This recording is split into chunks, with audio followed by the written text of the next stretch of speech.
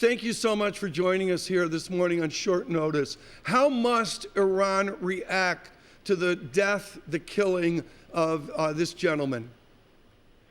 Well, I think there's two important strategic points before we talk about Iran's reaction. And the first is that the American strike was precise and calibrated. It was calibrated in the regard that it was done inside Iraq, where American interests have been most recently threatened. And it was precise in its location, and it was precise in its targeting. The targeting was against the two groups that America maintains is responsible for those attacks on its Iraqi presence, those being Iran and Kataib Hezbollah. The second strategic point of importance is the level of the U.S. strike.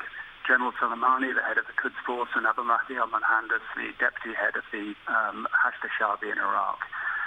U.S. resolve against Iran has been in question regionally, and perhaps that is no longer the case. They've gone straight to the, or almost to the top of the tree in this attack.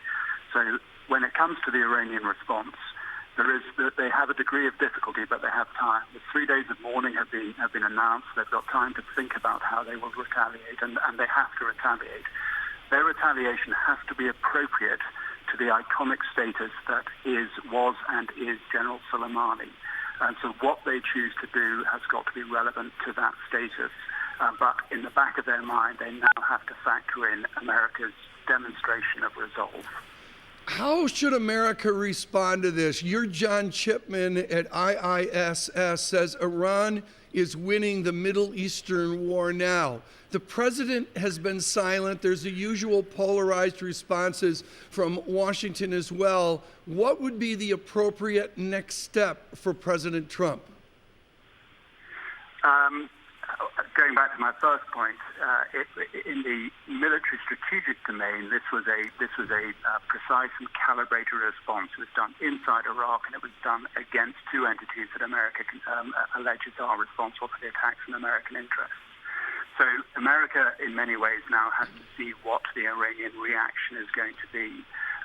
But one would have to hope, and as you talk about the polarized debate in Washington, one would have to hope that there's been due consideration for the U.S. counteraction to whatever Iranian reaction.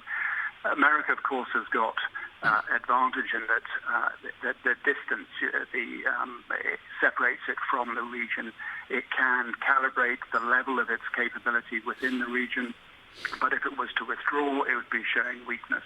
So I think it has to stay committed to the region, and it now demonstrating that it will attack at the highest level has got to be prepared to follow that through. I think we're all going to be waiting to see with interest how Iran reacts, but I don't think it will be an immediate reaction. So Tom Beckett, to go back to Iran's reaction then, which you said must be an appropriate retaliation and relevant to the status of Qassem Soleimani, what might that retaliation look like? Can we look to previous retaliations from Iran as guidance, or will it look very different? Well, I think they've probably got two options.